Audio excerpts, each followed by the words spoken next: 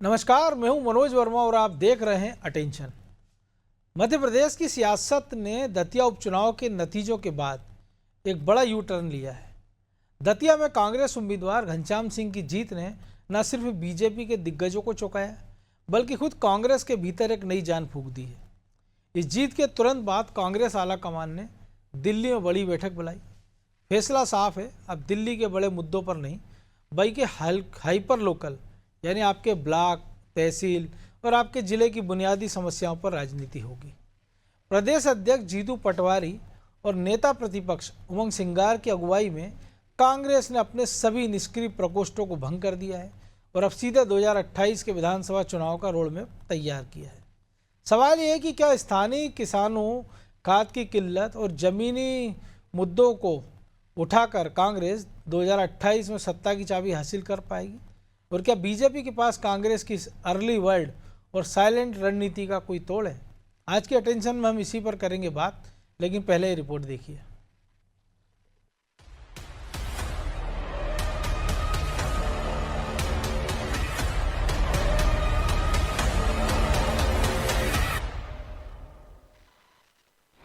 कांग्रेस का नया प्लान, स्थानीय मुद्दों पर अब देगी ध्यान। दतिया उपचुनाव के नतीजे के बाद कांग्रेस अब प्रदेश में अपने चुनावी फॉर्मूले को बदलने की तैयारी में है। पार्टी का फोकस अब बड़े राजनीतिक मुद्दों के साथ साथ लोकल इशू और लोकल कनेक्ट पर रहेगा। लिहाजा कांग्रेस ने सभी जिला अध्यक्षों और जिला प्रभारियों से अपने अपने इलाकों के स्थानीय मुद्दों पर काम करने को कहा है। यानी हर जिले की अपनी समस्या, हर विधानसभा का अपना मुद्दा और उसी के हिसाब से कांग्रेस का अपना चुनावी नैरेटिव होगा। इसी रणनीति की रूपरेखा तैयार करने के लिए 11 अगस्त को कांग्रेस की पॉलिटिकल अफेयर्स कमेटी की अहम बैठक होगी। बैठक में प्रदेश की राजनीतिक परिस्थितियों के साथ संगठन और आगामी चुनावी रणनीति पर मंथन होगा। सभी जिला कांग्रेस कमेटी के अध्यक्षों को, जिले के प्रभारियों को, विधानसभा के प्रभारियों को ये जिम्मेदारी दी गई है कि जितने भी स्थानीय मुद्दे हैं मध्य प्रदेश में, गांव से लेकर मध्य प्रदेश की राजधानी तक, उस सारे लोकल इश्यूज को वो वर्कआउट करें और अब प्रांतीय मुद्दे, राष्ट्रीय मुद्दों के साथ प्रमुखता से स्थानीय मुद्दों को हमारा संगठन उठाएगा। कांग्रेस के इस लोकल फॉर्मूले ने बीजेपी के सामने भी अब नई चुनौती खड़ी कर दी है। सत्ता में होने की वजह से बीजेपी के पास सरकार के काम और योजनाओं को जनता तक पहुंचाने का मौका है, लेकिन कांग्रेस अगर हर विधानसभा के स्थानीय मुद्दे को सरकार के खिलाफ नैरेटिव में बदलती है तो बीजेपी को उसका जवाब भी स्थानीय स्तर पर ही देना होगा। हालांकि बीजेपी कांग्रेस के इस प्लान पर तंज कस रही है। देखिए, कांग्रेस के नेता अति उत्साही लाल की तरह बर्ताव करने का काम कर रहे हैं। दतिया सीट पूर्व में भी कांग्रेस के पास थी और अब भी कांग्रेस के पास है।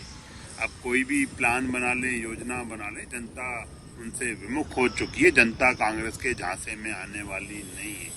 मध्य प्रदेश की जनता भली भांति जानती है कि अगर कोई दल विकास कर सकता है तो वह भारतीय जनता पार्टी है। कुल मिलाकर कांग्रेस ने लोकल इशू को लोकल पॉलिटिक्स का हथियार बनाने की तैयारी कर ली है, लेकिन कांग्रेस के सामने अपनी ही गुटबाजी सबसे बड़ी चुनौती है। इसलिए ये सवाल अहम हो जाता है कि क्या जिला अध्यक्ष और प्रभारी मिलकर हर विधानसभा का अलग नैरेटिव तैयार कर पाएंगे? क्या गुटबाजी से उठकर कांग्रेस संगठन एकजुट हो पाएगा? और सबसे बड़ा सवाल, क्या दतिया का लोकल मॉडल 2028 में पूरे प्रदेश की सियासत बदलने वाला कांग्रेस का नया चुनावी फॉर्मूला बन जाएगा? ब्यूरो रिपोर्ट, अनादि टीवी।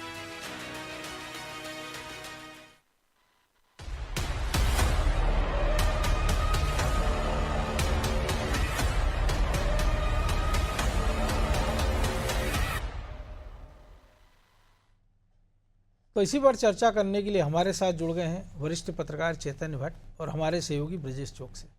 वो स्वागत है चैतन्य जी आपका। नमस्कार। और आमतौर पर हम देखते हैं कि कांग्रेस चुनाव के 6 महीने पहले जागती है। उसी दौरान उसकी रणनीति, जो भी उसके कार्यकर्ताओं को, वो प्रत्याशियों का चयन हो, मुद्दों का चयन हो। लेकिन इस बार 2.25 साल पहले से ये तैयारी, क्या ये मान लिया जाए कि विपक्ष एक नई रणनीति के साथ मैदान में उतरने की तैयारी में कांग्रेस, या फिर ये मान लिया जाए कि इसको भी एक राजनीतिक स्टंट की तरह देखा जाए? नहीं मनोज जी, देखिए अभी जो दतिया उपचुनाव हुआ है, तो जो कांग्रेस को जीत मिली है, तो जाहिर सी बात है कि उनके कार्यकर्ताओं में और उनके नेताओं में एक उत्साह का सृजन हुआ। बहुत लंबे समय से वो सत्ता से बाहर है, और चूंकि जीतू पटवारी और उमंग सिंघार के नेतृत्व में चुनाव लड़ा गया था, तो उनको भी बड़ी जिम्मेदारी दी गई।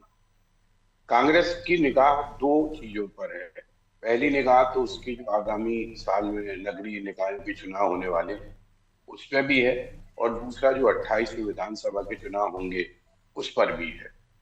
लोकल मुद्दों में आप ये देखिए कि सड़क है, पानी की व्यवस्था है, अतिक्रमण है, वृक्षारोपण जैसी चीजें हैं, गड्ढे हैं सड़कों, ये बहुत हर जगह का आप एक समझ लीजिए कि हर शहर में ये मुद्दे बिल्कुल लोकल मुद्दे हैं। तो ये जो हम इसको, ये शायद इसको हम फिर काउंटर पार्ट में देख लें, जो सरकार ने एक अभियान शुरू किया है जन विश्वास वाला, जिसमें छिंदवाड़ा से शुरुआत की कि बहुत नीचे तक जाना, समस्याओं को सुनना, क्योंकि सीएमओ तहसीलदार पटवारी सस्पेंड हुए, इसका मतलब ग्राउंड लेवल पर हो रहा है काम। हो सकता है कि ये जो भारतीय जनता पार्टी ने जो जनता के द्वार पे पहुंचने की कोशिश की है, उसके पीछे यही उद्देश्य है कि चूंकि अब नगरीय निकायों के चुनाव भी करीब है और विधानसभा के चुनाव भी करीब है, तो लोगों की समस्याएं जो बरसों से लटकी, चाहे वो आपके इसमें सीएम हेल्पलाइन का मसला हो, या आपका जो मंगलवार को होती है जन सुनवाई होती है, उसमें रोज तमाम तरह की शिकायतें आती हैं, लेकिन उन तक हल नहीं होता और अधिकारी उसको ऐसे टाल देते हैं। तो उसको ठीक करने के लिए, ताकि लोग जो है, नाराजगी है जो, इसे देखिए कुछ भी हो, आम जनता की नाराजगी आपको चुनाव में समझ में आती है, और दतिया के चुनाव में ये बात सामने आई है कि भारतीय जनता पार्टी के से जनता की नाराजगी है। इसके पीछे बहुत से कारण हो सकते हैं, दतिया का अपना एक अलग मुद्दा हो सकता है, लेकिन ओवरऑल हम देखेंगे तो राजस्व विभाग हो या दीगर तहसीलदार वाला मसला हो, एसडीएम वाला मसला हो, ये तमाम जगह ऐसी हैं कि जहां पर लोगों के काम महीनों लटके रहते हैं, सालों लटके रहते हैं, और काम होता नहीं जब तक आप उनके जेब में पैसा न डालें। तो विशेषकर नामांतरण है, खसरा है, इस तरह की जो चीजें हैं जिनमें लोग परेशान होते हैं, उनको हल करने के लिए ये जो मोहन यादव ने जो अपनी एक स्कीम चलाई है, तो हो सकता है कि उसका काउंटर पार्ट कांग्रेस का काउंटर पार्ट हो करने के लिए। लेकिन कांग्रेस अब ये मान के चल रही है कि अगर हम लोकल मुद्दों को उठाएंगे तो उसका फायदा हमको आगामी नगरीय निकायों के चुनाव में और आगामी विधानसभा का जो चुनाव उसमें मिल सकता है। कि देखिए हर शहर की लगभग एक सी समस्याएं हैं, कहीं पानी का भराव हो रहा है, कहीं सड़क खराब है, बिल्कुल, और कहीं पर अतिक्रमण बहुत ज्यादा है। ये रोजमर्रा की समस्या जिनसे आम आदमी रोज दो चार होता है, बिल्कुल होता है। तो उसको लेकर अगर उठाएंगे तो हो सकता है कि वो जनता के करीब पहुंच पाए, और ये अब जब जनता के करीब पहुंचेंगे और अगर दबाव बनेगा और समस्याएं हल होंगी, तो उसका फायदा लगता है कांग्रेस को कि मिलेगा, ऐसा उसका सोचना होगा। बिल्कुल। लेकिन ब्रजेश जी, क्या आपको लग रहा है कि अब ये बड़े लोकल मुद्दे पर कांग्रेस जा रही तो अच्छे संकेत है?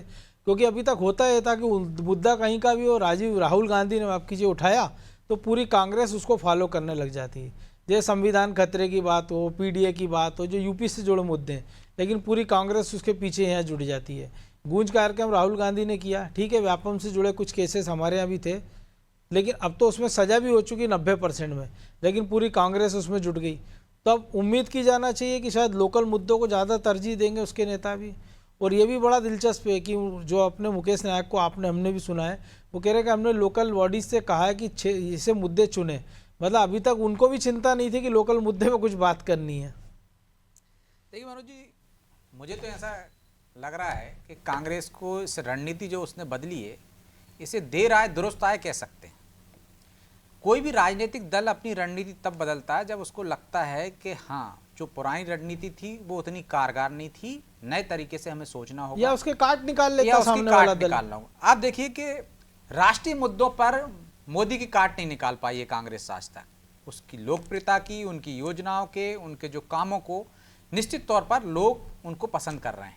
तो यदि अब राष्ट्रीय मुद्दे उठाएंगे आप विधानसभा के चुनाव में, बाकी के नगरीय निकाय के चुनाव में, तो आपको फायदा नहीं होने वाला है। ये शायद उनको दतिया से एहसास हो गया हो। बिल्कुल, क्योंकि बहुत लोकल मुद्दे पे उन्होंने चुनाव लड़ा। बाकी की जगह उनको चुनाव कराने पर ये एहसास हो गया हो कि हम मोदी से मुकाबला नहीं कर सकते, क्योंकि बीजेपी आप देखिए विधानसभा चुनाव में भी चेहरा किसका रखती है, मोदी का रखती है, उनकी लोकप्रियता का रखती है और उनकी योजनाओं का बखान करती है कि दिल्ली ने क्या किया, सिंदूर कांड से लेकर तमाम 370 तक का गिनाती है। तो उससे मुकाबला कर नहीं पा रही मुझे लगता है कांग्रेस। तो उनको ये लगा कि अब लोग समझदार हैं, नगर निगम में अलग चुनते हैं, विधानसभा में अलग चुनते हैं और लोकसभा में अलग चुनते हैं। लेकिन जब ये गड़म घोटाला हो जाता है, गड्डम गड हो जाता है कि भाई यहाँ राष्ट्रीय मुद्दे, लोकल मुद्दे सब, तो वो बीजेपी सरकार यहाँ पे बाजी मार ले जाती है, मोदी सरकार बाजी मार ले जाती है। तो उन्होंने इसकी एक काट निकाली कि भाई अब रणनीति हमको बदलना होगी, लोकल पर फोकस करना होगा। जनता यदि स्थानीय स्तर पर परेशान है तो यदि आज से ये मुद्दे उठाएंगे तो निश्चित तौर पर इसका नगरीय निकाय में फायदा मिलेगा और विधानसभा में हम फायदा उठा पाएंगे। तो लोकल मुद्दे, अब वो हमने ऐसा नहीं है कि पहली बार मनोज जी उन्होंने कहा, विधानसभा में हमने देखा कि वो कह रहे थे कि हम विधानसभा स्तर पर एक घोषणा पत्र बनाएंगे, वहां के लोकल मुद्दे उठाएंगे, लेकिन करती नहीं है कांग्रेस। ऐसा ये नहीं कि हाँ लोकल मुद्दे उठाएंगे, इस बार उनको लग रहा है कि दतिया से उनको थोड़ी उदासीन हो जाती है। हाँ, तो लोकल मुद्दे उठाना उनके लिए मुझे लगता है कारगर साबित हो सकता है। यदि वो लोकसभा में भले इस तरह से उठाए मुद्दे कि संविधान खतरे में है तो एक बेल्ट में उनको फायदा हो गया था, लेकिन यदि आपको विधानसभा में और नगरीय निकाय में चुनाव में यदि आपको सफलता हासिल करनी है तो आपको लोकल मुद्दों पर फोकस करना पड़ेगा। नाली की समस्या है तो वो स्थानीय स्तर पर लोग परेशान है, तो आपको यदि वो समस्याएं उठाएंगे तो आपके प्रतिनिधि को, जनप्रतिनिधि को जनता चुनेगी कि भाई वो लड़ते रहे उनसे। यदि विधानसभा स्तर पर आप लोकल मुद्दे उठाएंगे कि वहां की जो समस्याएं, चाहे वो किसानों की समस्याएं हो, चाहे अन्य जो भी समस्याएं लोकल स्तर पर, अपनी अलग अलग समस्याएं भी कई बार होती हैं। पानी बिजली की समस्या तो एक कॉमन होती है, पूरे आप प्रदेश में उठा सकते हो, लेकिन अब एक नई समस्या सिर पे खड़ी है ना, सूखे की। तो आप यदि जनता के बीच में जाओगे, वो मुद्दे उठाओगे तो निश्चित तौर पर और जो नाराजगी है वो उसको आप और ज्यादा भड़का सकते हो। क्योंकि एक तरफ हम देख रहे हैं बीजेपी सरकार गांव तक जाने की कोशिश कर रही है, वो भी भाई मुद्दों को छूने की कोशिश कर रही है कि यदि कोई एंटी इंकम्बेंसी है, किसी काम से नाराजगी है तो वो हमको उसको दूर कर दें। तो ऐसे में कांग्रेस को ज्यादा मेहनत करने की जरूरत है कि लोकल मुद्दों पर, क्योंकि सरकार की जो स्थानीय स्तर पर सरकार की नाराजगी उसको किस तरह से उठाया जा सके और मध्य प्रदेश सरकार की नाराजगी को किस तरह से भुनाया जा सके। मुझे लगता है ये रणनीति बेहतर है, लेकिन अब ये कारगर हो पाती है नहीं हो पाती। जो मैंने पहले कहा कि कांग्रेस पहले भी इस तरह के जतन कर चुकी है कि हम अलग अलग घोषणा पत्र बनाएंगे, लोकल मुद्दे उठाएंगे, चाहे विधानसभा में उठाने की बात तो खरगोश की स्पीड में, लेकिन फिर पता नहीं क्यों कछुआ हो जाती है। लेकिन चैतन्य जी, दतिया के नतीजों ने ये तो बता दिया कि बीजेपी के अंदर भी गुटबाजी है, स्थानीय स्तर पर आक्रोश है और एंटी इनकम्बेंसी भी है। अब ये सरकार के ऊपर है कि उसको या तो वो अवॉइड कर दे कि ठीक है एक सीट से कोई फर्क नहीं पड़ रहा है, या चेतावनी की तरह ले। और जो कांग्रेस के संग हमने से देखा है कि जब वो दमोह में जीत जाती है तो वो कहती है दमोह मॉडल है, अभी वो दतिया मॉडल की बात करने लगती है। तो हर सीट के, हर क्षेत्र का मुद्दा अलग होता है, तो या तो उस हिसाब से अपनी तैयारी कर ले। देखिए, कोई भी सीट किसी भी राजनीतिक पार्टी के लिए बहुत महत्वपूर्ण होती है। ऐसा नहीं कि अगर एक उपचुनाव हार गई तो भारतीय जनता पार्टी उसको भूल जाएगी कि अरे छोड़िए, नहीं मतलब जो आमतौर पर जो रिएक्शन वो देते हैं जी, देखिए रिएक्शन देना बात अलग होती है और अंदर ही अंदर क्या पकड़ा है वो बात अलग होती है। आपको बहुत याद होगा शायद कि बहुत पहले जब एक उपचुनाव जबलपुर में हुआ था जिसमें शरद यादव जीते थे और उसके बाद सत्ता का परिवर्तन हुआ था। तो ऐसा नहीं है कि इससे फर्क नहीं पड़ता, लेकिन ये बात बिल्कुल सही है कि जो राष्ट्रीय मुद्दे हैं वो राष्ट्रीय स्तर पे उठाना चाहिए, लेकिन उससे आम आदमी को बहुत ज्यादा फर्क नहीं पड़ता। आम आदमी जिस शहर में रह रहा है, जिस गांव में रह रहा है, जिस कस्बे में रह रहा है, वहां क्या परेशानियां हैं ये उसके लिए ज्यादा महत्वपूर्ण होता है। संविधान खतरे में, ठीक, वो सोचता भाई जो संविधान होगा उसी में हम जी लेंगे, लेकिन अगर उसके यहाँ नाली नहीं है, उसके यहाँ पानी भर रहा है, उसके यहाँ सड़क नहीं है, उसके यहाँ बिजली नहीं आ रही, बिल्कुल जो बुनियादी समस्या है या बुनियादी जरूरत है जिसको ज्यादा परेशान कर रही है जी। इसलिए अगर कांग्रेस ने ये बीड़ा उठाया है कि वो लोकल मुद्दों को उठाएगी और अपने तमाम जो जिला अध्यक्ष है उनसे कहा है कि वहां पर क्या क्या समस्याएं हैं लोकल, उनका आप इकट्ठा करो, उसके बाद उस मुद्दे को लेके आप सरकार के घेरो, आपकी नगरीय जो नगर निगम में है या नगर पंचायत है उनको घेरिए, उनसे बात कीजिए, उस समस्या को हल करवाने का प्रयास कीजिए। तो मुझे लगता है कि ये कांग्रेस का एक अच्छा प्रयास हो सकता है। लेकिन कांग्रेस के साथ सबसे बड़ा प्रॉब्लम जो है वो हम कई बार इस बात की चर्चा कर चुके हैं कि किसी भी मुद्दे को वो लंबे समय तक नहीं खींच कर ले जा पाते हैं। कुछ दिन तक चलता है, उसके बाद वो सब ठप हो जाता है। कितने मुद्दे नहीं उठाए राहुल गांधी ने या कांग्रेस ने, लेकिन वो बिल्कुल। सारे मुद्दे खत्म कर दो, एक वो दो महीना अंजाम चला, तक ले जा उसके नहीं बाद पाते ना। अंजाम तक नहीं ले जा पाते हैं। अब अगर कांग्रेस ये चाहती है कि हमको आगामी नगरीय निकायों के चुनाव में अपने प्रदर्शन बहुत बेहतर बनाना है या विधानसभा में अपना प्रदर्शन बहुत बेहतर बनाना है, तो उसको इन तमाम चीजों को लगातार लगातार करना पड़ेगा, और तब तक करना पड़ेगा जब तक चुनाव नहीं हो जाते। तब जाकर आप उसकी सफलता का अंदाजा लगा सकते हैं कि उसमें कितनी सफलता मिली, या वो फिर उसी तरह से राष्ट्रीय मुद्दों की तरह गायब हो गए। तो ये कांग्रेस के लोगों को, वैसे इसमें कोई संदेह की बात नहीं है कि एक उपचुनाव जीतने के बाद जिसमें भारतीय जनता पार्टी अपनी पूरी ताकत झोंक रही थी, उसमें अगर कांग्रेस को जीत हुई है तो उसके लिए एक उत्साह का वातावरण तो बना, उनके नेताओं में भी उत्साह का सृजन हुआ, और जो कार्यकर्ता हैं लंबे समय से निराशा की स्थिति में थे उनमें भी उत्साह का सृजन हुआ है। तो इसी उत्साह का फायदा उठा के अगर भारतीय कांग्रेस अपने नेताओं को सक्रिय कर रही है और उनसे कह रही है कि आप लोकल मुद्दों पर ध्यान दीजिए, लोकल मुद्दे उठाइए ताकि जनता हमारे साथ जुड़े, तो ये एक अच्छा प्रयास है। लेकिन वही बात जैसा ब्रजेश भाई ने कहा कि भाई वो कितना कारगर होता है, ये देखना होगा।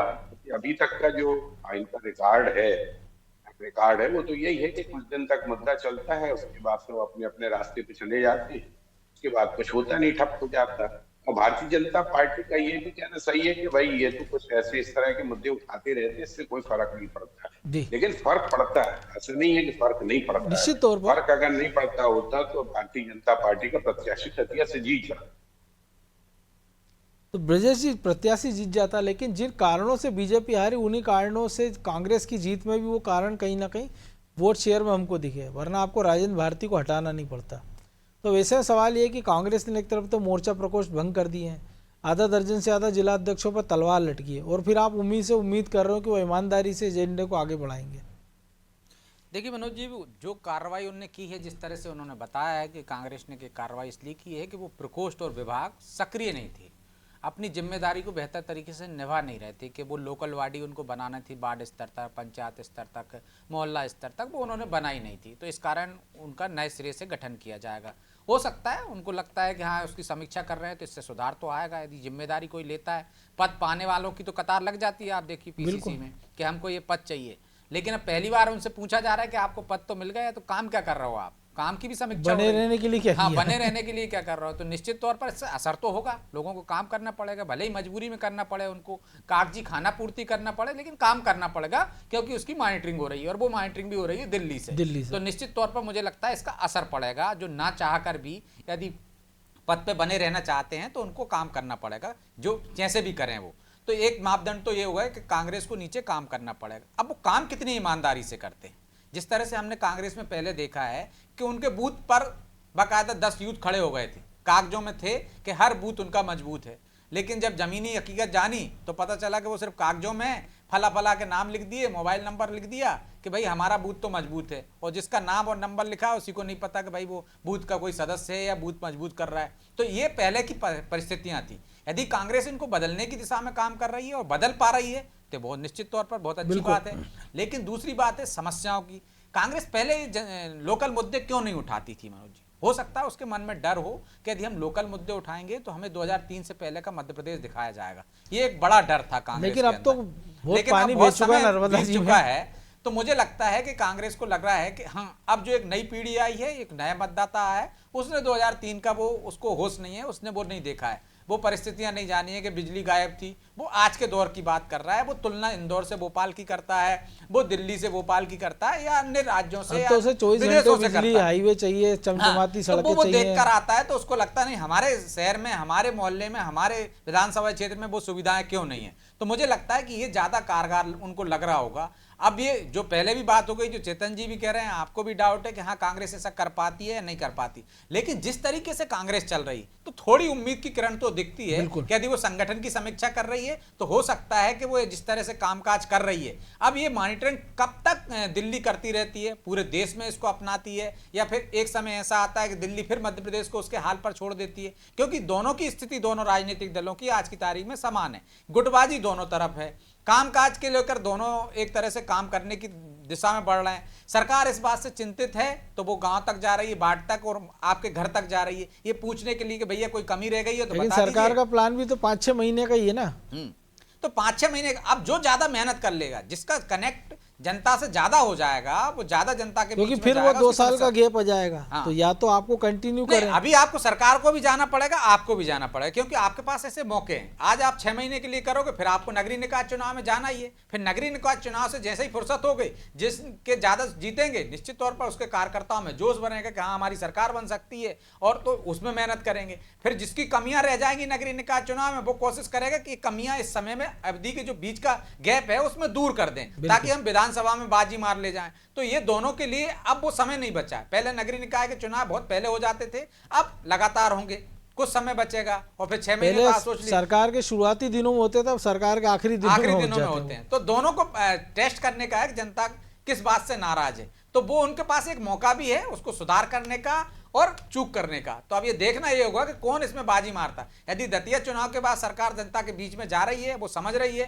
कि लोकल मुद्दों पे उसको नुकसान हुआ है, उसको दूर करने की कोशिश कर रही है, तो निश्चित तौर पर वो उस पर बाजी मार ले जाएगी। यदि कांग्रेस इस मुद्दे को और लेकर जाती है, तो सरकार की नाराजगी जो सरकार के प्रति है वो भड़का सकती है। लेकिन सवाल वही है ना कि काम दोनों को ईमानदारी से करना होगा, क्योंकि कांग्रेस तो अपने मुद्दे तलाश रही, और अगर बीजेपी ने जिस प्रकार से एक्शन हुए, अगर ऐसे एक्शन हर सप्ताह होने लगे तो कहीं सरकारी कर्मचारी सड़क पर ना उतारा और ये परसेप्शन ना बनने लगे कि देखिए इसके पहले तो काम ही नहीं हो रहे, तो मुख्यमंत्री को उतरना पड़ रहा है, सीएस को, एसीएस को, पीएस को उतरना पड़ रहा है। लेकिन जब पटवारी तहसीलदार की गड़बड़ियों में ध्यान जा इस रहा है, तरह की कार्रवाई होती है तो जनता अफसरशाही से त्रस्त तो है, वो खुश होती है, ताली बजाती है, और शायद यही वजह है कि नेता मंच से लेकिन अफसरों को करे कर्मचारी आते। तो उसको उल्टा लेते हैं ना, उनको लगता है हमको टारगेट किया जा रहा है, ये एक बड़ा संकट हो जाता है। नहीं, उनको तो वेतन भत्ते बढ़ा के साथ लिया जाता है आखिरी में। ये भी एक बड़ी बात है। बहरहाल वक्त इतना ही था, बहुत धन्यवाद चेतन जी आपका।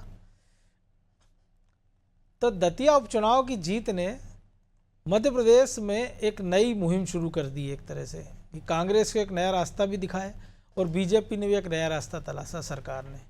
अब हाइपर लोकल राजनीति की तरफ मध्य प्रदेश बढ़ रहा है। साफ है कि 2028 की चुनावी बिसात अभी से बीत चुकी है, और कांग्रेस अगर राष्ट्रीय बहसों को छोड़कर खाद, किसान, बेरोजगारी और स्थानीय मुद्दे पर बात कर रही है और उन पर अगर टिके रहती है, तो सत्ता पक्ष के लिए चुनौती बढ़ना तय है। लेकिन दूसरी तरफ बीजेपी के लिए भी आत्ममंथन का वक्त है कि क्या सिर्फ बड़े चेहरों और राष्ट्रीय नारों के भरोसे ही वो चुनावी नैया पार कर पाएगी। जनता अब जागरूक है, उसे अपने हक और क्षेत्र का विकास चाहिए, और देखना दिलचस्प होगा कि कांग्रेस अपनी शुरुआती रफ्तार को 2028 तक कितना कायम रख पाती है। अटेंशन में आज के लिए बस इतना ही। मुझे दीजिए इजाज़त, और आप देखते रहिए अनादि टीवी। नमस्कार।